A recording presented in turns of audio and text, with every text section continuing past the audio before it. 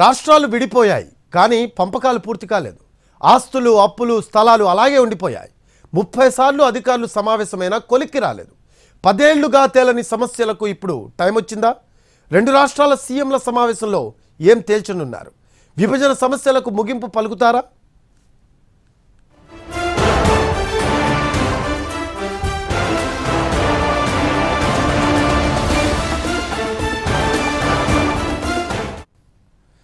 Right, Telugu రాష్ట్రాల సీఎంల సమావేశానికి అంతా రెడీ అయింది.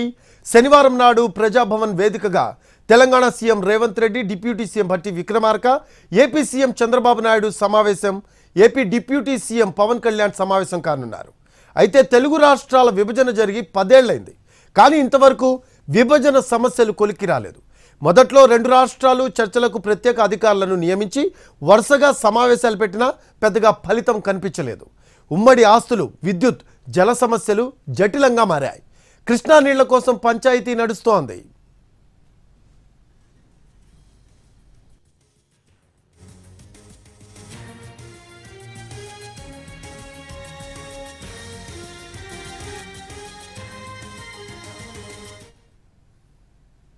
రైట్, ఇలాంటి టైంలో మీట్ అవ్వబోతున్నారు ఇద్దరు సీఎంలు. సో ఎలా ఉండబోతుంది ఏంటి, అలాగే దానికి సంబంధించి ఏర్పాట్లు ఎలా జరిగాయి? మా కరెస్పాండెంట్స్ ఉన్నారు లైవ్లో సిద్ధంగా. గాంధీ భవన్ దగ్గర చారి ఉన్నారు, అలాగే సెక్రటేరియట్ దగ్గర సుధీర్ ఉన్నారు. ముందుగా చారి దగ్గరికి వెళ్దాం. చారి, ఈ సమస్యలకి సంబంధించి రేపు మీటింగ్ ఉంది కాబట్టి సో ఏర్పాట్లు ఎలా చేశారు దీనికి సంబంధించి? సాయంత్రం 6 గంటలకి ప్రజాభవన్లో ఈ సమావేశం ఏర్పాటు చేశారు. ఇందుకు సంబంధించి ఉభయ రాష్ట్రాలకు సంబంధించినటువంటి అధికారులు ఎవరెవరు వస్తున్నారనే దానికి సంబంధించినటువంటి వివరాలన్నింటినీ కూడా ఇప్పటికీ ఫైనల్ చేశారు. తెలంగాణ నుంచి ఈ విభజన చట్టంలో ఉన్నటువంటి అంశాలకు సంబంధించినటువంటి శాఖల మంత్రులంతా కూడా వెళ్తారు. సీఎం రేవంత్ రెడ్డి, అలాగే డిప్యూటీ సీఎం భట్టి విక్రమార్క, ఉత్తమ్ కుమార్ రెడ్డి, శ్రీధర్ బాబు, పొంగులేటి శ్రీనివాస్ రెడ్డి, ఈ మంత్రులంతా కూడా హాజరయ్యేటువంటి అవకాశం ఉంది. అలాగే అధికారులు సిఎస్, అలాగే ఆ శాఖలకు సంబంధించినటువంటి ప్రిన్సిపల్ సెక్రటరీలంతా కూడా ఈ సమావేశానికి హాజరు కాబోతున్నారు. ఇందుకు సంబంధించి ఏర్పాట్లన్నీ కూడా పూర్తయ్యాయి. రేపు సాయంత్రం 6 గంటలకి ఈ 2 రాష్ట్రాలకు సంబంధించినటువంటి మంత్రుల సమావేశము ప్రారంభం కాబోతుంది. ప్రధానంగా 10 ఏళ్ళు రాష్ట్రం విడిపోయిన తర్వాత 10 ఏళ్లలో కూడా చాలా సమస్యలు ఇంకా అలాగే పెండింగ్లో ఉన్నాయి. అయితే తెలంగాణ ప్రభుత్వం ఇటీవలనే ఉన్నత స్థాయి సమీక్షా సమావేశాన్ని ఏర్పాటు చేశారు. సీఎం రేవంత్ రెడ్డి, అలాగే డిప్యూటీ సీఎం భట్టి విక్రమార్క అధ్యక్షతన జరిగినటువంటి ఈ సమావేశంలో అనేక రకాల అంశాలన్నింటినీ కూడా ప్రధానంగా తెర మీదకి తీసుకొచ్చారు.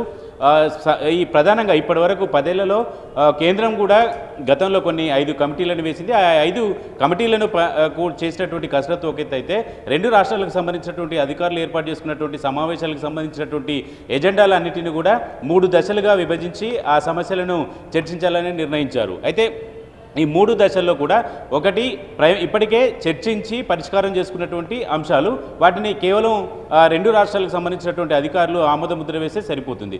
రెండవ అంశం పెండింగ్లో ఉన్నటువంటి అంశం, 2 రాష్ట్రాలు ఇంకా చర్చలో పెట్టినటువంటి అంశం, వాటిని కొలిక్కి తీసుకురాలేనటువంటి అంశాలు రెండవ అంశం. ఇక మూడవ అంశం, ఇప్పటి వరకు అసలు 2 రాష్ట్ర ప్రభుత్వాలు చర్చించని విషయాలు ఏంటి అనేటువంటి అంశాలన్నింటినీ కూడా 3 విభాగాలుగా తెలంగాణ రాష్ట్ర ప్రభుత్వం విభజించింది. ఈ 3 విభాగాలకు సంబంధించినటువంటి అంశాలన్నింటి మీద కూడా రేపు ఏపీ ప్రభుత్వానికి సంబంధించినటువంటి మంత్రులు, ముఖ్యమంత్రుల ముందు తమ సమస్యలని వెల్లడించేటువంటి అవకాశం ఉంది. ప్రధానంగా తెలంగాణకు సంబంధించినటువంటి కృష్ణా బేసిన్లో ఉన్నటువంటి నీటి దోపిడీ ఏపీ ప్రభుత్వం చేస్తుందనేటువంటి ఆరోపణలు చాలా రోజులుగా చేస్తుంది.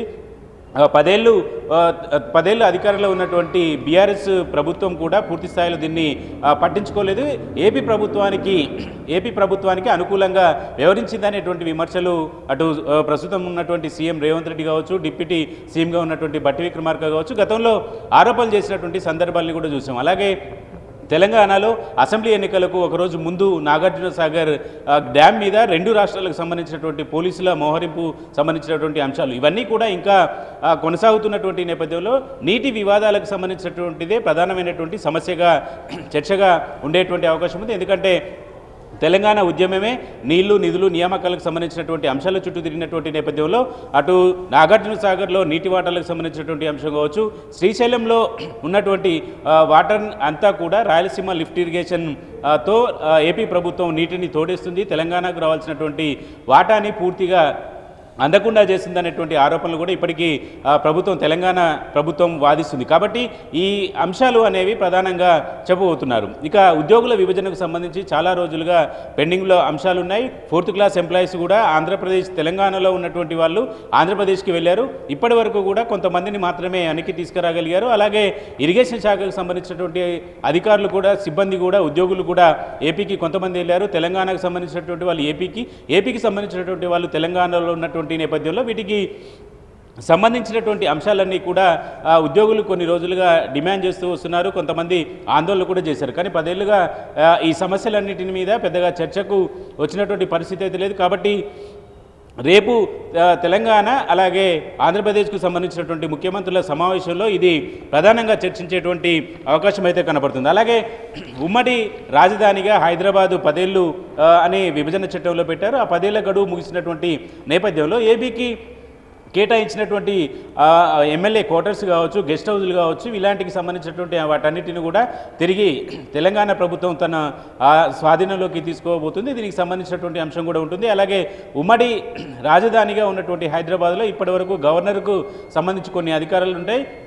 ఈ విభజన చట్టం ప్రకారం గవర్నర్కు అధికారాలు గడువు ముగిసింది. కాబట్టి పూర్తి స్థాయిలో తెలంగాణకు సంబంధించి, హైదరాబాద్కు సంబంధించి తెలంగాణ ప్రభుత్వానికి ఎక్కువ పూర్తి అజమాయిషి ఉంటుంది అనేటువంటి అంశానికి కొంత క్లారిటీ వచ్చినటువంటి పరిస్థితి అయితే ప్రస్తుతం చూస్తున్నాం.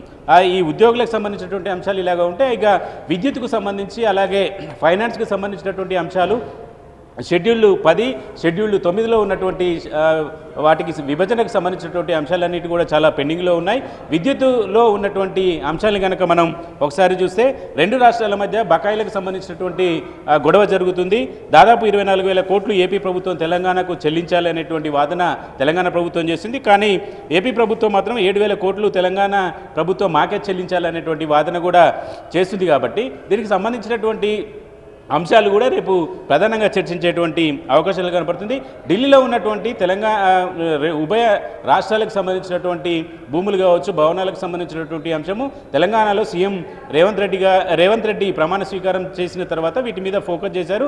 మార్చిలో ఈ విభజనకు సంబంధించినటువంటి ప్రక్రియను కూడా పూర్తి చేసినటువంటి నేపథ్యంలో ఢిల్లీలో ఈ భూములకు సంబంధించి, భవనాలకు సంబంధించినటువంటి వ్యవహారం అయితే కొంత కొలిక్కి వచ్చినటువంటి పరిస్థితి అయితే ప్రస్తుతం కనపడుతుంది. ఇక షెడ్యూల్ 9లో ఉన్నటువంటి 91 సంస్థలకు సంబంధించినటువంటి ఆస్తులు కావచ్చు, అప్పులకు సంబంధించినటువంటి అంశాలు కావచ్చు, నిధులకు సంబంధించి అంశాలు కావచ్చు, వీటన్నిటి మీద కూడా రేపు ప్రధానంగా చర్చించేటువంటి అవకాశాలు ఉన్నాయి. ఇప్పటి వరకు ఈ షెడ్యూల్ 9లో ఉన్నటువంటి 91 సంస్థల్లో 63 సంస్థలకు సంబంధించినటువంటి పంపిణీ పూర్తయింది. ఇక మిగిలిన 23 సంబంధించినటువంటి సంస్థల పంపిణీ ఉంటుంది. ఈ 23 సంబంధించినటువంటి సంస్థల పంపిణీకి సంబంధించినటువంటి చర్చ కూడా రేపు వచ్చేటువంటి అవకాశం ఉంది. అలాగే 10వ షెడ్యూల్లో 142 సంస్థలు ఉన్నాయి. దీంట్లో తెలుగు అకాడమీ కావచ్చు, యూనివర్సిటీ కావచ్చు, అంబేద్కర్ యూనివర్సిటీ కావచ్చు, ఇలాంటి 30 సంస్థల పంపిణీ మిగిలి ఉంది. కాబట్టి వీటి మీద కూడా ప్రధానంగా చర్చించేటువంటి అవకాశం అయితే కనపడుతుంది. అంటే ఎజెండా భారీ ఎత్తున ఉంది, సమస్యలు చాలా ఉన్నటువంటి పరిస్థితి అయితే కనపడుతుంది. వీటన్నిటినీ ఒకే సిట్టింగ్లో పూర్తి చేయాలనేటువంటి ఆలోచనతో తెలంగాణ ప్రభుత్వం అయితే ఉంది. కానీ ఇవన్నిటినీ ఒకే సమావేశంలో పూర్తి చేసేటువంటి అవకాశం అయితే కనిపించట్లేదు. మౌలికంగా 2 రాష్ట్రాలకు సంబంధించినటువంటి ఇబ్బంది లేని, ఎక్కువగా చర్చ లేని అంశాలన్నింటినీ కూడా మొదటి రోజు సమావేశంలోనే పరిష్కారం చూపేటువంటి ప్రయత్నం అయితే జరుగుతుంది. నీటికి సంబంధించినటువంటి అంశాలు కావచ్చు, ఆస్తులకు సంబంధించినటువంటి అంశాలు, అప్పులకు సంబంధించినటువంటి అంశాలు, షెడ్యూల్ 9, 10లో ఉన్నటువంటి సంస్థలకు సంబంధించినటువంటి విభజనకు సంబంధించినటువంటి అంశాలు మాత్రం కొంత 2-3 దశలుగా సమావేశాలు జరిగేటువంటి అవకాశం అయితే కనపడుతుంది.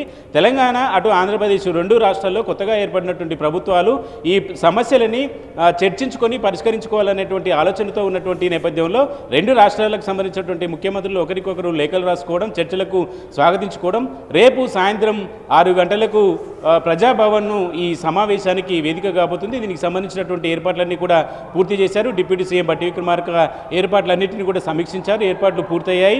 రేపు సాయంత్రం 6 గంటలకు ఈ సమావేశం ప్రారంభం కాబోతుంది. Yes right, thanks for updates. దీనిపై మొదట ఏపీ సీఎం చంద్రబాబు లేఖ రాయగా దానికి తెలంగాణ సీఎం రేవంత్ రెడ్డి పాజిటివ్గా స్పందించారు. దీంతో ఈ ఇద్దరు సీఎంల సమావేశం మీద సర్వత్రా ఆసక్తి నెలకొంది. 10 ఏళ్ల విభజన సమస్యలు ఇప్పటికైనా కొలిక్కి రావాలనే ఆశాభావం ఇరు రాష్ట్రాల్లో ఉంది. అన్ని సమస్యలకు కాకపోయినా కొన్నిటికైనా ఈ భేటీలో పరిష్కారం దొరుకుతుంది అనే అంచనాలు కూడా ఉన్నాయి. అత్యంత కీలకమైన ఈ సమావేశానికి ఏర్పాట్లపై మా కరెస్పాండెంట్ సుధీర్ సెక్రటేరియట్ దగ్గరకు ఉన్నారు. సుధీర్ దగ్గర వెళ్దాం. సుధీర్, దీనికి సంబంధించి లేటెస్ట్ అప్డేట్స్ ఏంటి మీ దగ్గర ఉన్నాయి? మహాత్మా జ్యోతిరావు పూలే భవన్ వేదికగా కూడా రేపు రెండు తెలుగు రాష్ట్రాల ముఖ్యమంత్రుల సమావేశం జరగనుంది. అది కూడా విభజన అంశాల పరిష్కారం కోసం మాత్రమే ఈ సమావేశం జరుగుతున్నట్టుగా కూడా రెండు రాష్ట్రాల ముఖ్యమంత్రులు స్పష్టం చేశారు. మొదటగా ఏపీ ముఖ్యమంత్రి చంద్రబాబు నాయుడు దీన్ని ఇనిషియేట్ చేసిన పరిస్థితి కనిపిస్తుంది. ఆయన గత కొద్ది రోజులుగా కూడా ముఖ్యమంత్రి పదవి చేపట్టినప్పటి నుంచి కూడా అన్ని పక్క రాష్ట్రాలతోటి స్నేహపూర్వక వాతావరణం కొనసాగించాలనే ఆశయంతో పనిచేస్తున్న పరిస్థితి కనిపిస్తుంది. అందులో భాగంగా ఇటీవల కాలంలో ఢిల్లీకి వెళ్ళిన సందర్భంలో కూడా ఈ విషయాన్ని ప్రస్తావించిన పరిస్థితి కనిపిస్తుంది. అయితే ఎప్పటి నుంచో అంటే దాదాపు 10 సంవత్సరాల నుంచి కూడా విభజన అంశాలన్నీ కూడా పరిష్కారం కాకుండా అలాగే ఉండిపోయాయి. ఆ విభజన అంశాల పరిష్కారం కోసం రేపు ఈ సమావేశం జరగబోతుంది. రేపు సాయంత్రం 6 గంటలకు ప్రజాభవన్ వేదికగా ఈ సమావేశం జరుగుతుంది. మొదటగా ఈ సమావేశంలో రాష్ట్రంలో ఉన్న మంత్రులతోటి ఏపీ ముఖ్యమంత్రి చంద్రబాబు నాయుడు మర్యాదపూర్వక భేటీ అయితే జరుగుతుంది. వారితో పరిచయ కార్యక్రమాలు ఉంటాయి. ఆ తర్వాత అధికారులతో పాటుగా కేవలం రెండు రాష్ట్రాల ముఖ్యమంత్రులు, ఈ రెండు రాష్ట్రాల ఉప ముఖ్యమంత్రులతో పాటుగా తెలంగాణ రాష్ట్రం నుంచి బట్టి విక్రమార్క ఉప ముఖ్యమంత్రి ఉంటారు, ముఖ్యమంత్రి ఉంటారు. అదేవిధంగా పొంగులేటి శ్రీనివాసరెడ్డి మంత్రి, అదేవిధంగా రోడ్లు భవనాల శాఖ మంత్రి కోమటిరెడ్డి వెంకటరెడ్డి ఉండబోతున్నారు. 4 మంత్రులు ఇక్కడ ఉంటారు. అదేవిధంగా ఏపీకి సంబంధించి చూసుకున్నట్లయితే ఏపీ నుంచి ముఖ్యమంత్రి చంద్రబాబు నాయుడు, డిప్యూటీ సీఎం పవన్ కళ్యాణ్, అదేవిధంగా పట్టణాభివృద్ధి శాఖ మంత్రి మున్సిపల్ పట్టణాభివృద్ధి శాఖ మంత్రి నారాయణ పాల్గొంటారు. వారితో పాటుగా సిఎస్ పాల్గొంటారు. ఇటు తెలంగాణ నుంచి కూడా తెలంగాణ నుంచి సిఎస్తో పాటుగా వివిధ 4 ముఖ్య శాఖలు ఏవైతే ఉన్నాయో 4 ముఖ్య శాఖల ప్రిన్సిపల్ సెక్రటరీలు కూడా ఈ సమావేశంలో పాల్గొంటారు. ముఖ్యంగా విభజన అంశాలే కాబట్టి విభజన అంశాలకు సంబంధించి పూర్తి స్థాయిలో కూలంకషంగా చర్చించాలని చెప్పేసి అయితే తెలంగాణ ప్రభుత్వం భావిస్తుంది. ఇప్పటికే ఈ విషయాలకు సంబంధించి కేంద్ర ప్రభుత్వంతో దాదాపుగా 30 సార్లు ఈ విభజన అంశాలు పరిష్కరించాలి, రెండు రాష్ట్రాల మధ్య సయోధ్య కుదుర్చాలి, అపరిష్కృతంగా ఉన్న సమస్యలన్నీ కూడా వెంటనే పరిష్కరించేందుకు ప్రయత్నం చేయాలని చెప్పేసి రాష్ట్రం ఏర్పడిన 2014 జూన్ 2 నుంచి ఇప్పటి వరకు చూసుకున్నట్లయితే 30 సార్లు కూడా కేంద్రంతో సమావేశాలు నిర్వహించడం జరిగింది. కానీ కేవలం ఒక ఢిల్లీలో ఉన్న హైదరాబాద్ భవన్కు సంబంధించి కావచ్చు, ఢిల్లీలో ఉన్న కొన్ని ఆస్తులకు సంబంధించి మాత్రమే ఇప్పటి వరకు ఒక పరిష్కార మార్గం అయితే చూపించడం జరిగింది. అది కూడా తెలంగాణలో రేవంత్ రెడ్డి సర్కార్ అధికారంలో వచ్చినప్పుడు హైదరాబాద్లో ఉన్న కొన్ని ఆస్తులు హైదరాబాద్ భవన్గా పిలిచే ఢిల్లీలో ఉన్న హైదరాబాద్ భవన్ కావచ్చు, అదేవిధంగా రాష్ట్రానికి సంబంధించిన కొన్ని ఆస్తులకు సంబంధించి మాత్రమే అక్కడ దానికి సంబంధించి ఒక పరిష్కార మార్గం చూపించడం జరిగింది. ఇవి కాక తెలంగాణ రాష్ట్రంలో ప్రస్తుతం హైదరాబాద్లో ఉన్న కొన్ని భవనాలు ఏవైతే ఉన్నాయో అవి ఇరు రాష్ట్రాల మధ్య ఉన్న భవనాలు. ఆ భవనాలకు సంబంధించి ఇప్పటి వరకు అంటే వాటిని చూసుకున్నట్లయితే ఇప్పటికీ 12 భవనాలు అపరిష్కృతంగా ఉన్నాయి. ఆ భవనాలు ఎవరికి చెందుతాయి అనే విషయానికి సంబంధించి ఇటు ఏపీ తమకే చెందుతాయని చెప్పేసి చెప్తుంది, ఇటు తెలంగాణ భూభాగంలో ఉంది కాబట్టి ఖచ్చితంగా తెలంగాణకు చెందుతాయని చెప్పేసి తెలంగాణ చెప్తుంది. ఈ రెండింటికి సంబంధించి ఈ రెండు రాష్ట్రాల మధ్య సమస్యల పరిష్కారం కోసం భవనాలను పంచుకునేందుకు ఏర్పాటు చేసిన శీలాబేడి కమిటీ కూడా చాలా సందర్భాల్లో రెండు రాష్ట్రాల అధికారులతో కూడా సమావేశం చేశారు. కానీ ఎప్పుడు కూడా ఇవి అపరిష్కృతంగానే మిగులుతూ వచ్చాయి. ఆ గతంలో ఇరు రాష్ట్రాల ముఖ్యమంత్రులు ప్రగతి భవన్ వేదికగా కూడా సమావేశం ఏర్పాటు చేశారు. ప్రగతి భవన్లో జరిగిన సమావేశంలో గత ముఖ్యమంత్రి మాజీ ముఖ్యమంత్రులు ఇటు కేసీఆర్ కావచ్చు, అటు జగన్మోహన్ రెడ్డి కావచ్చు, ఇద్దరు కూడా ఇరిగేషన్కి సంబంధించిన సమస్యలతో పాటుగా విభజన అంశాలన్నింటినీ కూడా చర్చించారు. కానీ అవి చర్చకు మాత్రమే వచ్చాయి, కానీ ఏవి కూడా పరిష్కార మార్గం వాకు వెళ్ళలేదు, పరిష్కారం కూడా కాలేదు. కాబట్టి ఇప్పుడు జరగబోతున్న ఈ సమావేశంలో చంద్రబాబు నాయుడు కావచ్చు, ఇటు రేవంత్ రెడ్డి కావచ్చు, ఇద్దరు కూడా ఖచ్చితంగా ఈ సమస్యలన్నింటినీ కూడా పరిష్కరించుకోవాలని చెప్పేసి అయితే భావిస్తున్నారు.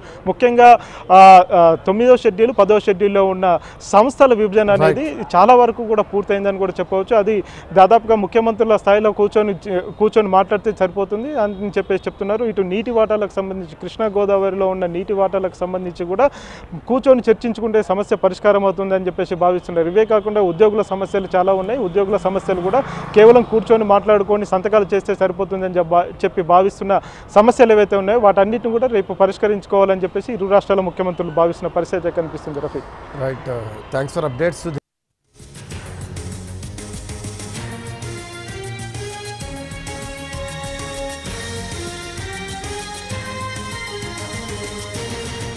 విభజన అనగానే మొదట వచ్చే మాట ఎవరికి ఎంత అని. అంటే ఆస్తులు, అప్పులు, కృష్ణా గోదావరి జలాలు, స్థలాలు, నగదు, ఇలా అన్ని అంశాలు రెండు రాష్ట్రాలు ఓ లెక్క ప్రకారం పంచుకోవాల్సిందే. అయితే హైదరాబాద్ 10 ఏళ్ల క్రితం వరకు ఉమ్మడి రాజధాని కావడంతో అనేక సంస్థలు ఇక్కడే కేంద్రీకృతమయ్యాయి. వాటి ఆస్తులు తెలంగాణలో వివిధ జిల్లాల్లో ఉన్నాయి. దీంతో విభజన సమయంలో ఈ సంస్థలకు సంబంధించి పీట ముడిపడుతోంది.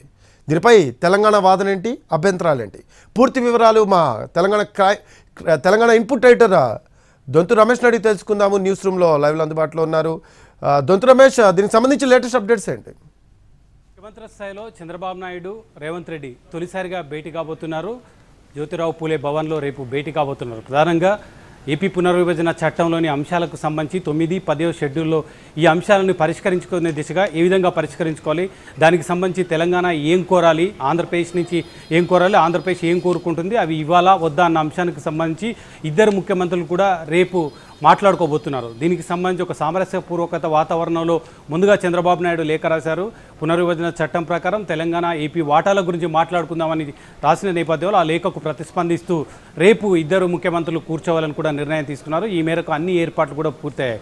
ఇప్పటివరకు పునర్విభజన చట్టం ప్రకారం తెలంగాణ, ఏపీకి సంబంధించిన వివిధ అంశాలకు సంబంధించి, ఆస్తులకు సంబంధించి, అప్పులకు సంబంధించి, ఉద్యోగులకు సంబంధించి అంశాలు మాట్లాడుకోవడానికి 30 సార్లు అధికారుల స్థాయిలో సమావేశాలు జరిగాయి. ఆ సమావేశాలకు కొంత వర్కౌట్ కూడా అయింది. కొన్ని అంశాలు కూడా పరిష్కారమయ్యాయి.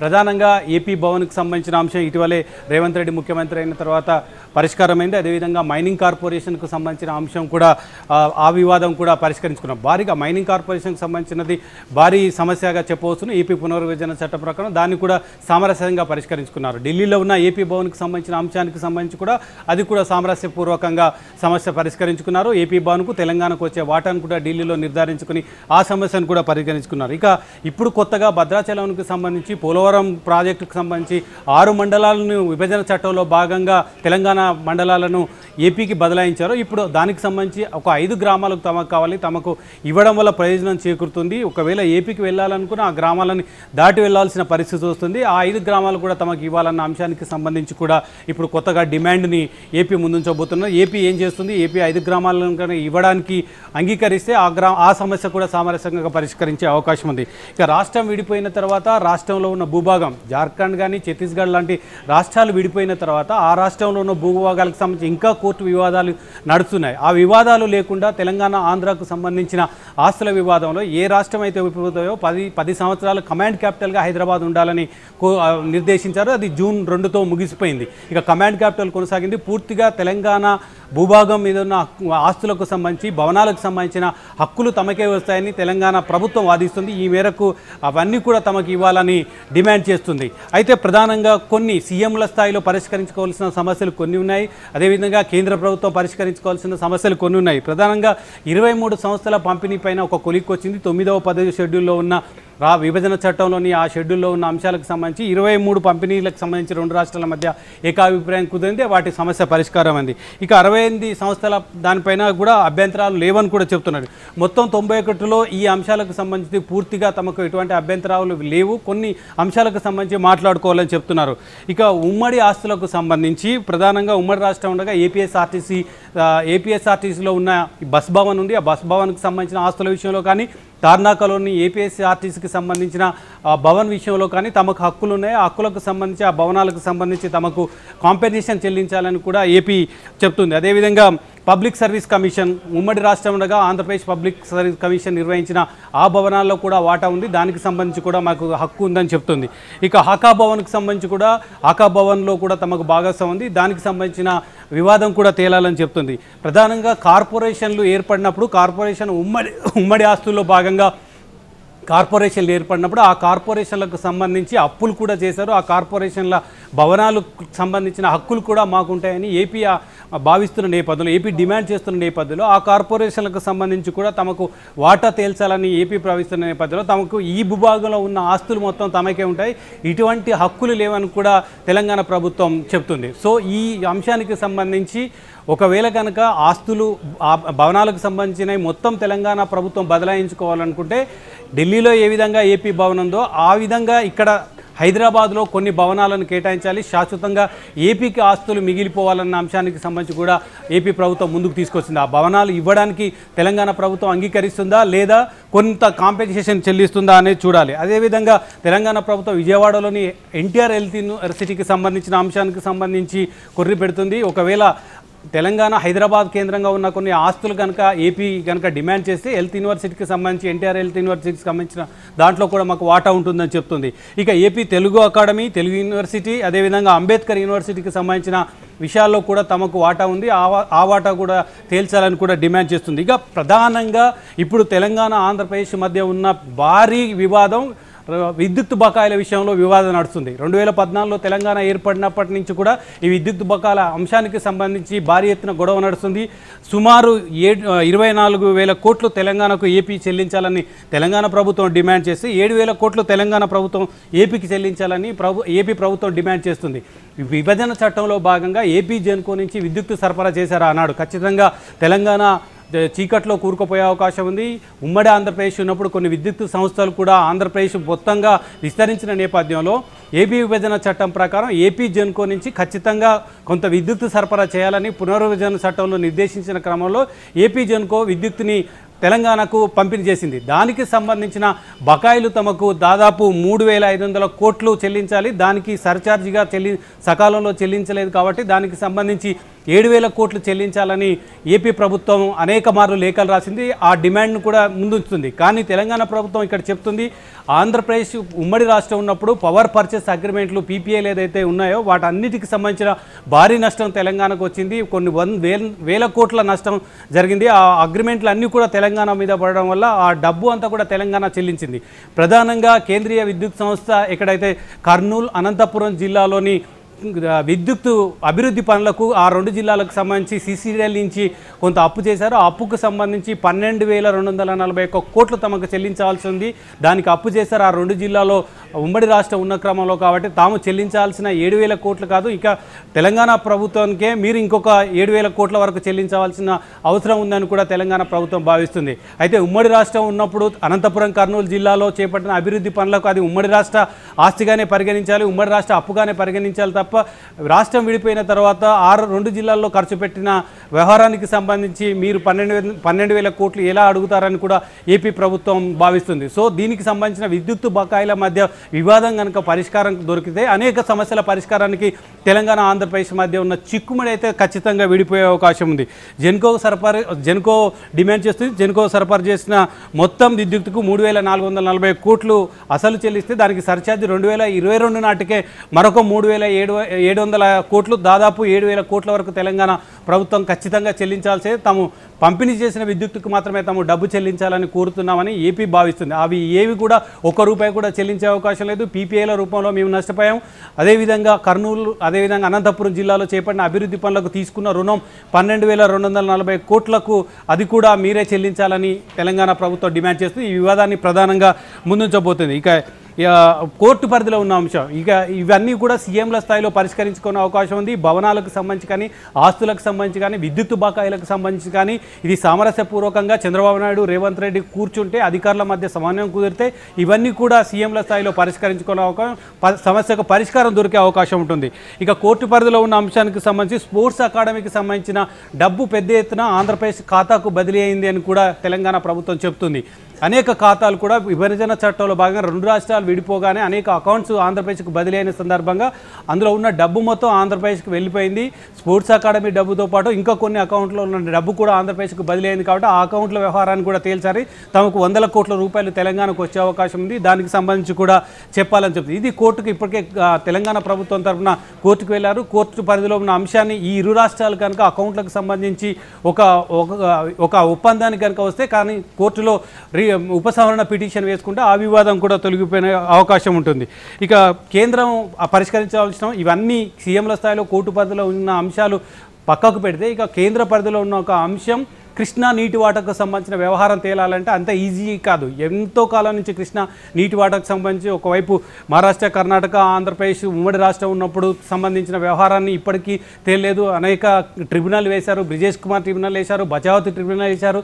ఇవన్నీ కూడా ట్రిబ్యునల్లో సాధ్యం కానిది ఇప్పుడు ఏ విధంగా సాధ్యం అవుతుంది అనేది చూడాల్సిన అవసరం ఉంది. కేంద్రం ఈ రెండు రాష్ట్రాల మధ్య ఉన్న ఒప్పందం ఆ రోజు రాష్ట్ర విభజన చట్టంలో భాగంగా కొంత నీటి 811 టీఎంసీల నీటిని కేటాయించారు. కృష్ణాలో గోదావరి నీటి విషయంలో పెద్దగా వివాదం లేదు, మిగులు జలాలన్నీ కూడా ఏపీ వాడుకోవచ్చు, ఆ విషయంలో పెద్దగా వివాదం లేదు. కానీ కృష్ణా నీటి విషయంలో చాలా కాలం నుంచి తెలంగాణ, ఆంధ్రప్రదేశ్ మధ్య వివాదం నడుస్తుంది. రాష్ట్రం ఏర్పడక ముందు, ఏర్పడిన తర్వాత కూడా వివాదం నడుస్తుంది. విభజన చట్టంలోని తాత్కాలిక కేటాయింపులు మాత్రమే చేశాం. తాత్కాలిక కేటాయింపుల మీద మరొకసారి ట్రిబ్యునల్ వేసి ఆ ట్రిబ్యునల్ పరిష్కరిస్తుందని కూడా బ్రిజేష్ కుమార్ ట్రిబ్యునల్ అనంతరం తేల్చి చెప్పింది. దాని ప్రకారం ఏపీకి 68% అంటే 512 టీఎంసీలు, తెలంగాణకు 32% అంటే 299 టీఎంసీల నీటి వాటా దక్కుతుందని, అది విభజన చట్టంలోని తాత్కాలికంగా మాత్రమే కేటాయిస్తామని ఆ రోజు విభజన చట్టంలో స్పష్టంగా పేర్కొన్నారు. కానీ ఇప్పుడు తెలంగాణ కొత్త కొర్రి పెడుతుంది. 50% నీటి వాటా తమకు రావాలి. కృష్ణా పరివాహక ప్రాంతము, అదేవిధంగా క్యాచ్మెంట్ ఏరియా మొత్తం కూడా తెలంగాణ భూభాగంలో ఎక్కువ ఉంది కాబట్టి ఖచ్చితంగా మాకు 50%, 811 టీఎంసీల్లో 50% నీటి వాటా తమకు రావాల్సిందేనని తెలంగాణ డిమాండ్ చేసింది. కానీ విభజన చట్టంలో ఏ విధంగా పేర్కొన్నాలో 1,512 టీఎంసీలు ఆంధ్రకు దక్కాలి, అదేవిధంగా 299 టీఎంసీలు మాత్రమే తెలంగాణకు దక్కుతుందని వాదిస్తుంది. దీనిపైన ఇప్పటికే బ్రిజేష్ కుమార్ ట్రిబ్యునల్ అనంతరం కూడా ఇటీవల కేంద్ర ప్రభుత్వం మరొక ట్రిబ్యునల్ వేసి ఈ సమస్యను పరిష్కరించడానికి ప్రయత్నం చేస్తామని కూడా చెప్పింది. ఇప్పటివరకు తేలలేదు.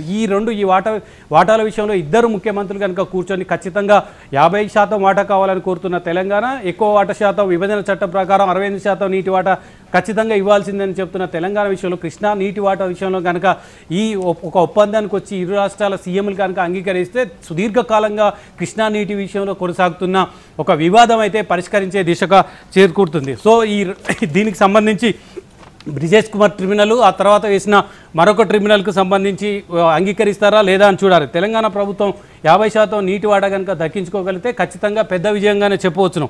కృష్ణా పరివాహక ప్రాంతం ఎక్కువ ఉంది, క్యాచ్మెంట్ ఏరియాకు ఎక్కువ ఉంది కాబట్టి తమకు ఇవ్వాలని చెప్తున్నారు. సో ఇది అంతా ఒకవైపు ఇరు రాష్ట్రాల సీఎంలు వచ్చి కూర్చొని ఒక సమస్యను పరిష్కరించుకో దిశగా ఖచ్చితంగా పరిష్కారం అయ్యే అవకాశం ఉంది. కానీ రాజకీయంగా ఇప్పటికే బీఆర్ఎస్ చెప్తుంది తెలంగాణ ఆస్తులు కానీ భవనాలు కానీ ఖచ్చితంగా తెలంగాణ వనరులు కానీ ఏమాత్రం ఒక్కటి కూడా ఆంధ్రప్రదేశ్కి వెళ్ళడానికి వీలేదు, ఖచ్చితంగా తెలంగాణ తరఫున పోరాడాలి, దిశగా ప్రయత్నం చేయాలని కూడా డిమాండ్ చేస్తుంది. ఇప్పటికే మరోసారి చంద్రబాబు నాయుడు తెలంగాణ గడ్డ మీద రావడాన్ని బీఆర్ఎస్ రాజకీయంగా దాన్ని మళ్ళీ ఒక అనుకూలంగా మలుచుకునేందుకు ప్రయత్నం చేస్తుంది, తెలంగాణ వనరులను దోచుకునేందుకు ప్రయత్నం చేస్తుందని కూడా బీఆర్ఎస్ ఆరోపిస్తుంది. ప్రధాన ప్రతిపక్షం ఏం జరుగుతుంది, సీఎంల స్థాయిలో ఈ సమస్య పరిష్కారం అవుతుందా లేకుండా కేంద్రం పరిష్కరిస్తుందనేది చూడాలి. అనేక అంశాల్లో ఇరు రాష్ట్రాల మధ్య భిన్నాభిప్రాయాలు కొనసాగుతున్నాయి. ఆఖరికి కేంద్రం కలగజేసుకున్న ఫలితం లేకుండా పోయింది. హైదరాబాద్లోని సంస్థల ఆస్తులు, ఉద్యోగుల క్వార్టర్స్ నుంచి ప్రాజెక్టుల నిర్మాణాల వరకు భిన్నాభిప్రాయాలు కొనసాగుతున్నాయి. ఇక దీనిపై ఏపీ ప్రభుత్వం ఏమంటుంది, ఏపీకి రావాల్సిందేంటి, ఇవ్వాల్సిందేంటి, పూర్తి వివరాలు మా ఏపీ ఇన్పుట్ ఎడిటర్ చంద్రశేఖర్ అడిగి తెలుసుకుందాము. న్యూస్ రూమ్లో లైవ్లో అందుబాటులో ఉన్నారు. చంద్రశేఖర్, ఇప్పటికే మనం చూసాము గతంలో నరసింహన్ ఉమ్మడి రాష్ట్రాల గవర్నర్ నరసింహన్ కేసీఆర్తో భేటీ అవ్వడం జరిగింది. తర్వాత కేసీఆర్ చంద్రబాబు భేటీ అయ్యారు. తర్వాత అలాగే కేసీఆర్ జగన్ భేటీ అయిన పరిస్థితి. ప్రస్తుతం ఇప్పుడు వీళ్ళ భేటీ కొనసాగుతుంది, రేవంత్ రెడ్డి చంద్రబాబు. సో ఎలా ఉండే అవకాశం ఉంది, ఈసారికైనా ఏమన్నా కొలిక్కొచ్చే అవకాశం ఉందంటారా ఈ టాపిక్? ఇలాంటి పరిష్కారాలని కూడా కావాల్సి ఉంటుంది. ఎందుకంటే ఏ పార్టీకైనా రాజకీయాలు ముఖ్యం, ఆ పార్టీ రాజకీయ అవసరాల కోసం పనిచేస్తుంది. ఏదైనా ఒక నిర్ణయం తీసుకుంటే ఆ ఇంపాక్ట్ రాజకీయంగా తమ మీద నెగిటివ్గా పడే అవకాశం ఉంటుందనే ఉద్దేశంతో ఏ పార్టీ అయినా కూడా ఇలాంటి సమస్యల విషయంలో ఉదారంగా వ్యవహరించే అవకాశం లేదు. ఇప్పుడు రేపు జరిగే ఈ సమావేశంలో అటు చంద్రబాబు కానీ ఇటు రేవంత్ రెడ్డి కానీ రాజకీయాలకు అతీతంగా రాజకీయ ప్రయోజనాలు రాసిపోతాము, రాజకీయ ప్రయోజనాలు కోల్పోతాము, ఇక్కడ వ్యతిరేకత వస్తుంది ప్రజల్లో, లేకపోతే ప్రతిపక్షం మనల్ని తప్పుపడితే ఆ ప్రతిపక్షానికి మైలేజ్ వస్తుంది, మనం మైనస్లో పడతామనే విషయాలను గనక ఆలోచనలు గనక ఇవి రెండు పార్టీలు మనసులో పెట్టుకుంటే ఇప్పుడు జరగబోయే సమావేశంతో కూడా ఎటువంటి ఉపయోగం ఉండే అవకాశం లేదు. ఎందుకంటే ఇచ్చిపుచ్చుకునే ధోరణిలో ఉండాలి. 10 ఏళ్ల క్రితం వరకు ఒకే రాష్ట్రంగా ఉన్నాయి. ఆ తర్వాత 2 రాష్ట్రాలు విడిపోయిన తర్వాత ఈ సమస్యలను పరిష్కరించుకోవడం కోసం అధికారికంగా కొన్ని కమిటీలు వేశారు. షీలా బేడీ కమిటీ వేశారు. ఆ కమిటీ కొన్ని సూచనలు చేసింది. ఆ కమిటీ సూచనలు చేసిన తర్వాత వాటిని ఆమోదించడానికి అప్పుడున్న టీఆర్ఎస్ ప్రభుత్వం కానీ అప్పుడున్న టీడీపీ ప్రభుత్వం కానీ ఏకాభిప్రాయానికి రాలేకపోయాయి. రాష్ట్రం విడిపోయిన వేడిలో ఉన్న సమయంలో అంటే 2014 నుంచి 19 మధ్య టీడీపీ అధికారంలో ఉంది ఏపీలో. 2014-19 మధ్య కేసీఆర్ ఇక్కడ అధికారంలో ఉన్నారు. ఆ సమయంలో ఈ విభజనకు సంబంధించిన అంశాలలో ఏదైనా ఒక విషయంలో ఇచ్చిపుచ్చుకునే ధోరణిలో కానీ కొంచెం వెసులుబాటు కల్పించే ఆ రాష్ట్రానికి కానీ ఆ రాష్ట్రం ఈ రాష్ట్రానికి కానీ వెసులుబాటు కల్పించే విధంగా వ్యవహరిస్తే దాన్ని ప్రతిపక్షాలు రాజకీయ అంశంగా చేసే అవకాశం ఉంటుంది. తెలుగు రాష్ట్రాల్లో చూస్తే ప్రధానంగా రాజకీయాలన్నీ కూడా ఇలాంటి వ్యవహారాల మీద నడుస్తూ ఉంటాయి. మంచి చెడు అనేది లేకుండా అధికారంలో ఉన్న పార్టీ ఏదైనా నిర్ణయం తీసుకుంటే ఆ పార్టీ మీద గుడ్డకాల్చి మొహాన మీద వేయటం అంటారు. అలాంటి కార్యక్రమాలు ఇక్కడ రెగ్యులర్గా జరుగుతూ ఉంటాయి. ప్రతిపక్షంలో ఏ పార్టీ ఉన్నా అధికార పక్షంలో ఏ పార్టీ ఉన్నా కూడా అలాంటి కార్యక్రమాలు కూడా రెగ్యులర్గా జరుగుతూ ఉంటాయి. మనం చూస్తూనే ఉన్నాం. ఇప్పుడు ఈ భేటీ గురించి కూడా ఇప్పటికే బీఆర్ఎస్ కొన్ని కామెంట్లు చేసింది. తెలంగాణ ఆస్తులను గురువు చంద్రబాబుకి ఇవ్వడానికి రేవంత్ రెడ్డి సిద్ధమయ్యారని కొన్ని కామెంట్లు చేశారు. రాష్ట్ర ప్రయోజనాల విషయంలో రాజీ పడొద్దు, చంద్రబాబు నాయుడు వల్ల పడొద్దు అంటూ బీఆర్ఎస్ కొన్ని కామెంట్ చేసింది. అంటే ఇలాంటివన్నీ కూడా రాజకీయంగా ఇంపాక్ట్ చూపించే అవకాశం ఉంటాయి. ఇలాంటి చర్చ సందర్భంలో వీటన్నిటినీ అటు చంద్రబాబు కానీ ఇటు తెలంగాణ ప్రభుత్వం కానీ పక్కన పెట్టి వాస్తవ దృక్పథంతో ఆలోచిస్తేనే ఇప్పటి వరకు విభజనకు నోచుకొని 233 సంస్థలకు సంబంధించిన వ్యవహారాల్లో దాదాపు 1,00,00,000 కోట్ల రూపాయల ఆస్తులు ఈ విభజనలో ముడిపడి ఉన్నాయి. కాబట్టి వీటిని పరిష్కరించుకోవడానికి అవకాశం ఉంటుంది. ఇప్పటివరకు జరిగిందంతా ఒక ఎత్తు. టీడీపీ అధికారంలోకి వచ్చినప్పుడు 2014లో ఇక్కడ టీఆర్ఎస్ అధికారంలో వచ్చింది. ఆ రెండు పార్టీల మధ్య అధికారికంగా ఎటువంటి చర్చలు జరగలేదు, అధికారుల స్థాయిలో జరిగాయి. గవర్నర్ నరసింహన్ కొంత చొరవ తీసుకొని రాజ్భవన్ వేదికగా 2 రాష్ట్రాల అధికారులతో అప్పుడు మొదట్లో చర్చలు సమావేశాలు జరిపారు. ఆ సమావేశాల నుంచి టీడీపీ మధ్యలోనే వైదొలిగింది. ఎందుకంటే గవర్నర్ పక్షపాతంగా వ్యవహరిస్తున్నారు, ఆయన తెలంగాణకు అనుకూలంగా వ్యవహరిస్తున్నారని చెప్పేసి టీడీపీ ఆ చర్చలను కొనసాగించే విషయం నుంచి లేకపోతే ఆ చర్చలు జరిపి ఫలవంతం చేసుకొని ఈ సంస్థలను విభజించుకోవాలనే విషయం గురించి టీడీపీ పెద్దగా ఆసక్తి చూపలేదు. ఆ తర్వాత 2019లో జగన్మోహన్ రెడ్డి ఏపీ సీఎంగా అయిన తర్వాత కేసీఆర్ ఆయనతోటి స్నేహాన్ని కొనసాగించారు. జగన్మోహన్ రెడ్డి ప్రమాణ స్వీకారానికి కేసీఆర్ కూడా విజయవాడ వెళ్ళి అక్కడ మా మధ్య బేసిన్లు లేవు, భేషజాలు లేవు అంటూ కూడా చెప్పారు. అంటే ఇక నుంచి 2 రాష్ట్రాల మధ్య పెండింగ్లో ఉన్న ఈ 9th షెడ్యూల్లో ఉన్న అంశాలు కానీ ఈ 10th షెడ్యూల్లో ఉన్న అంశాలన్నీ కూడా పరిష్కారం అయిపోతాయి. కేసీఆర్ కూడా ఉత్సాహంగా ఉన్నారు. అలాగే జగన్మోహన్ రెడ్డి కూడా ఆయనతో స్నేహపూర్వకంగా ఉన్నారు కాబట్టి అనుకున్నారు. కానీ అక్కడ అంతే, కేసీఆర్ జగన్మోహన్ రెడ్డి 2019 ఆగస్టులో ఒకసారి భేటీ అయ్యారు. ఆ భేటీ తర్వాత కూడా ఈ విభజనకు సంబంధించిన అంశాల్లో ఎటువంటి పురోగతి లేదు. ఇక్కడ ఆస్తులకు సంబంధించి ప్రధానంగా సమస్య ఉంది.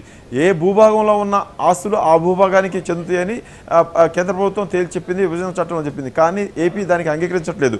ఉమ్మడి రాష్ట్రంలో ఉండి 2 రాష్ట్రాల నుంచి వచ్చిన ఆదాయంతో ఆర్టీసీకి వేలాది ఎకరాల ఆస్తులు కూడా పెట్టుకున్నారు. అలాగే ఎస్ఎఫ్సికి, అలాగే కొన్ని యూనివర్సిటీలకి, అలాగే కొన్ని సంస్థలకు అన్నిటికీ కూడా ఆస్తులు కూడా పెట్టారు. 100 ఎకరాలు 2 రాష్ట్రాల ప్రజల పన్నుల నుంచి వచ్చిన వాటితో కొన్నారు. కాబట్టి ఆ ఆస్తుల్లో కూడా ఎలాగైతే రాష్ట్ర విభజన సమయంలో కొన్ని సంస్థలను 58:42 పద్ధతిలో పంచేసుకున్నారో ఈ ఆస్తులను కూడా పంచాలనేది ఏపీ ప్రభుత్వం మొదటి నుంచి డిమాండ్ చేస్తూ ఉంది. అయితే అలాంటిది ఏమీ లేదు. ఎక్కడ ఏ భూభాగంలో ఉన్న ఆస్తులు ఆ భూభాగంలోనే ఉంటాయని తెలంగాణ ప్రభుత్వం చెప్తుంది. ఇది వేల కోట్ల రూపాయల ఆస్తులకు సంబంధించిన వ్యవహారం. మరోవైపు ఈ 10th షెడ్యూల్లో ఉన్న కొన్ని సంస్థలకు సంబంధించిన డిపాజిట్లు ఇప్పటికీ బ్యాంకుల్లో మూలుగుతున్నాయి, వేలాది కోట్ల రూపాయలు. వీటిని తీసుకోవడానికి కూడా రెండు ప్రభుత్వాల మధ్య ఏకాభిప్రాయానికి రావడం లేదు. రెండు ప్రభుత్వాలు ఇప్పుడైతే ఆర్థిక ఇబ్బందుల్లో ఉన్నాయి, హామీలు ఇచ్చి ఉన్నాయి. ఎన్నికల మేనిఫెస్టోలో పెట్టిన సమస్యలను పరిష్కరిస్తామని హామీ ఇచ్చారు. ఈ హామీలన్నీ నెరవేర్చాల్సిన పరిస్థితి ఉంటుంది. 2 రాష్ట్ర ప్రభుత్వాలు కూడా అప్పుల్లో ఉన్నాయి. 2 రాష్ట్ర ప్రభుత్వాలు కూడా హామీలు నెరవేర్చాల్సిన పరిస్థితి ఉంది. తెలంగాణ ప్రభుత్వానికి 2 లక్షల రూపాయల రుణమాఫీ చేసిన హామీ పెద్దది, గుదిబండలాగా మెడ మీద కత్తిలాగా ఉంది. అలాగే ఏపీ కూడా చాలా హామీలు ఇచ్చింది. ముందుగా 6 గ్యారంటీస్ అని చంద్రబాబు నాయుడు హామీలు ఇచ్చారు, కుటుంబ ప్రభుత్వం హామీలు ఇచ్చింది. వాటన్నిటిని నెరవేర్చడానికి నిధులు సమకూర్చునే పరిస్థితులు ఉన్నాయి. ఇప్పుడు వీళ్ళిద్దరికీ అందుబాటులో వేల కోట్ల రూపాయల నిధులు బ్యాంకుల్లో డిపాజిట్ రూపంలో ఈ సంస్థల దగ్గర ఉన్నాయి. కాబట్టి వాళ్ళు ఏకాభిప్రాయానికి వస్తే లెజిటిమేట్గా న్యాయబద్ధంగా వీటిని పంచుకోవడానికి అవకాశం ఉంటుంది. రాజకీయపరమైన విమర్శలకు ఏమాత్రం తలొగ్గినా అక్కడ చంద్రబాబు నాయుడు తీసుకునే నిర్ణయాలను వైసీపీ విమర్శిస్తుందో మరొక పార్టీ విమర్శిస్తుందని చంద్రబాబు ఆలోచించినా ముందడుగు వేయలేని పరిస్థితి ఉంటుంది. ఇక్కడ రేవంత్ రెడ్డి, డిప్యూటీ స్పీకర్ బట్టి విక్రమార్క వీళ్ళు ప్రభుత్వం తీసుకునే నిర్ణయాలను టీఆర్ఎస్ ఇంకొక పార్టీనో విమర్శిస్తుందన్న భయానికి పోతే మాత్రం ఇక్కడ కూడా ఈ సమావేశం రేపు జరిగే ఈ సమావేశంలో కూడా ఒక అడుగు కూడా ముందుకు పడే అవకాశం ఉండదు. కాబట్టి ఇచ్చిపుచ్చుకునే దూరంలో ఉండాలి. 2 రాష్ట్రాల ప్రయోజనాలు, 2 రాష్ట్ర ప్రజల ప్రయోజనాలు చూసుకొని ఒకటి అటు ఇటుగా ఇలాంటి పంచాయతీలు బయట జరిగినప్పుడు ఎలాగ చేసుకుంటారో అలా చేసుకొని పెద్ద మనసుతో వ్యవహరిస్తేనే ఈ సమస్య పరిష్కారం అవుతుంది. కానీ రూల్స్, రెగ్యులేషన్స్, నిబంధనలు అంటే ఇప్పుడు అయ్యే పనే కాదు. ఇద్దరూ మండిపట్టు పట్టకూడదు, ఇద్దరూ పట్టువిడుపులతో ఉండాలి.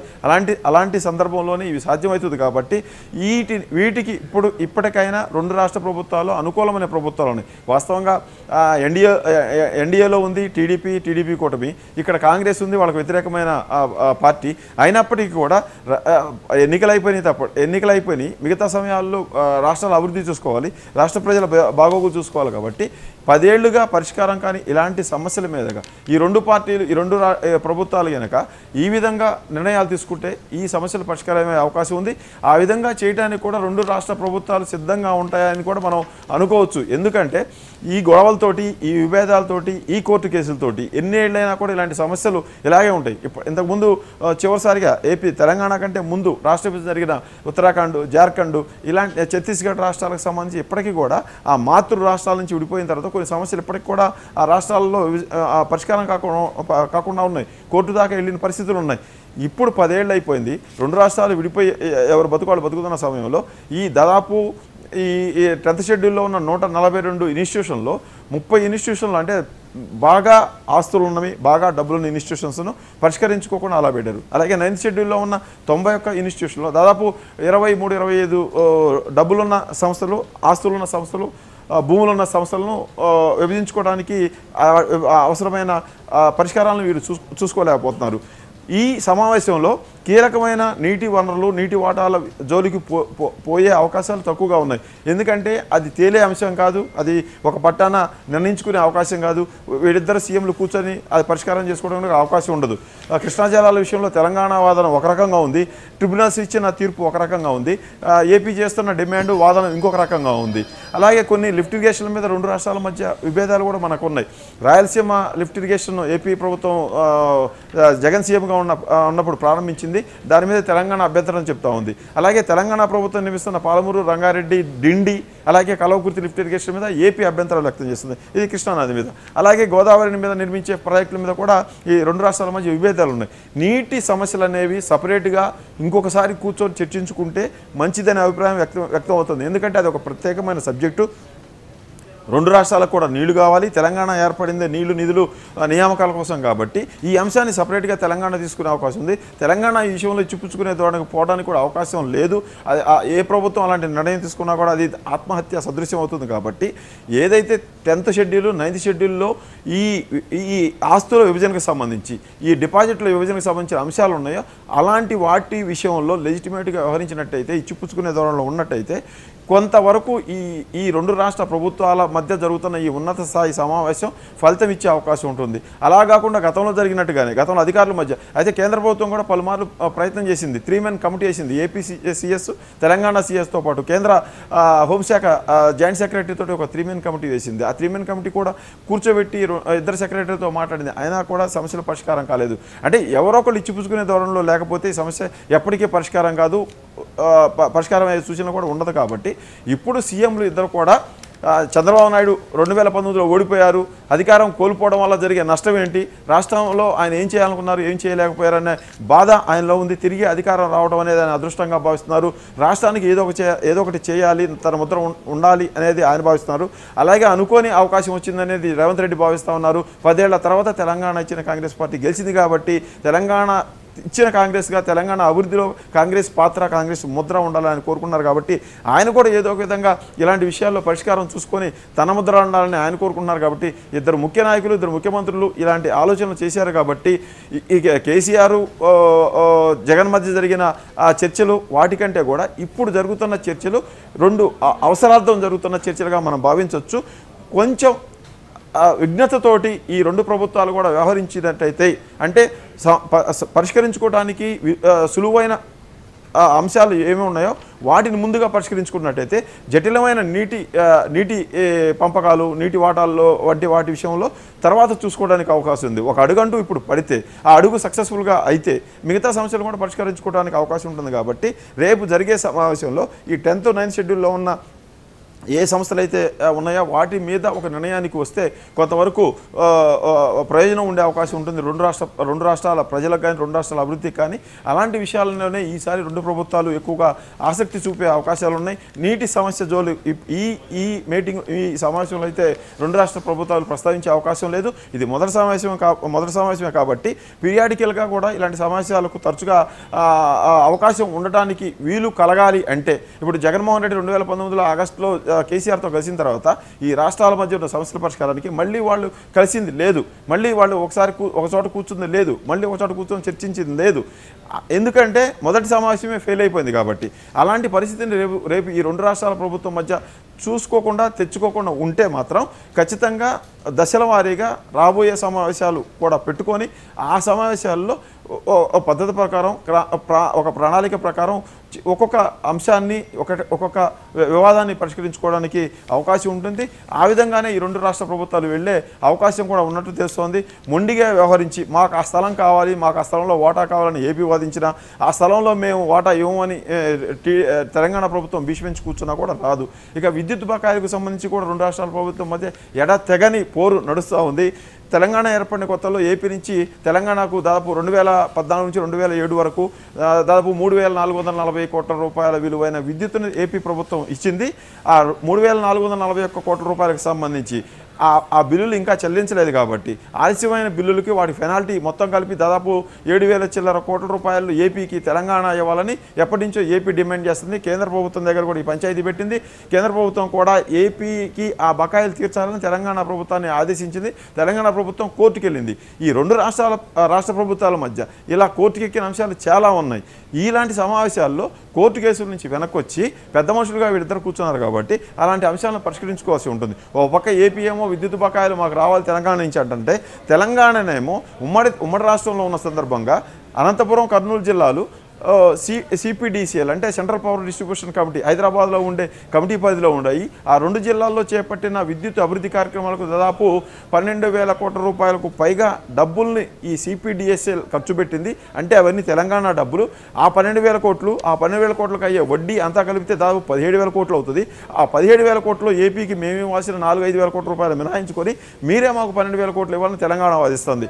ఇదంతా కూడా గందరగోళం, గజిబిజిగా ఉంది. దీంట్లో ఒక న్యాయమైన, ఒక సంబద్ధమైన, ఇద్దరికి ఆమోదయోగ్యమైన పరిష్కారానికి వస్తే ఈ సమస్య పరిష్కారం అవకాశం ఉంటుంది. అలాగే బ్యాంకుల్లో డిపాజిట్లు ఉన్నాయి. ఉన్నత విద్యా మండలికి సంబంధించి దాదాపు 10 ఏళ్ల క్రితమే 800 కోట్ల రూపాయల డిపాజిట్లు బ్యాంకుల్లో ఉన్నాయి. దాని మీద వివాదం తేలకపోవడంతో ఆ 800 కోట్ల రూపాయలు ఇంకా బ్యాంకుల్లోనే మూలుగుతున్నాయి. ఈ 10 ఏళ్లలో ఆ 800 కోట్లకి వడ్డీ ఇంకా ఎక్కువ వచ్చి ఉంటుంది.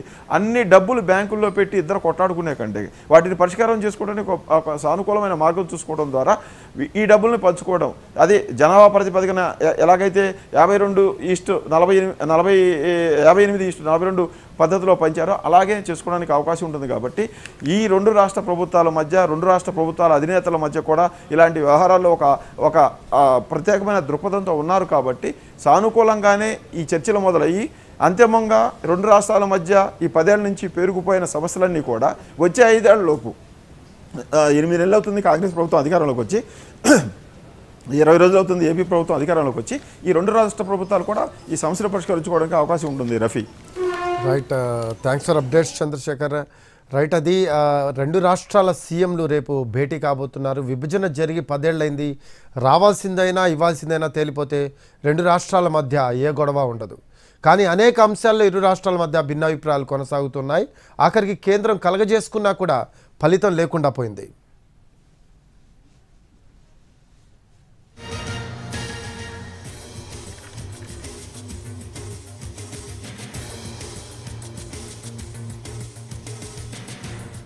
అలాగే హైదరాబాద్లోని సంస్థల ఆస్తులు, ఉద్యోగుల క్వార్టర్ల నుంచి ప్రాజెక్టుల నిర్మాణాల వరకు భిన్నాభిప్రాయాలు కొనసాగుతున్నాయి.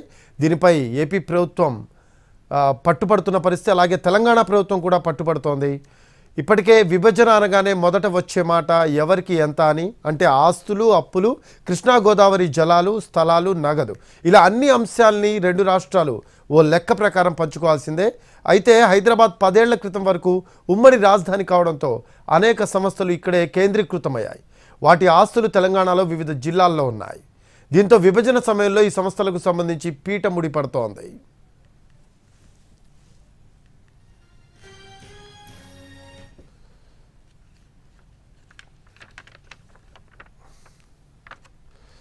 రైట్, చంద్రశేఖర్ దగ్గరికి వెళ్దాం. ఏపీ ఇన్పుట్ ఎడిటర్ చంద్రశేఖర్, మనం చూస్తే జటిలమైన సమస్యలు ఇందులో చాలా ఉన్నాయి. విభజన టైంలో మనం చూసుకున్నట్టయితే ఏపీ తెలంగాణ విభజన టైంలో పోలవరం ప్రాంతానికి సంబంధించి కొన్ని గ్రామాలు ఏపీలో కలిపిన పరిస్థితి, మళ్ళీ అవి తెలంగాణలో కలపాలి అని చెప్పి పట్టుబడుతున్న పరిస్థితి అయితే కనిపిస్తోంది. సో ఇది పెద్ద జటిలమైన సమస్యగా మారిన పరిస్థితి.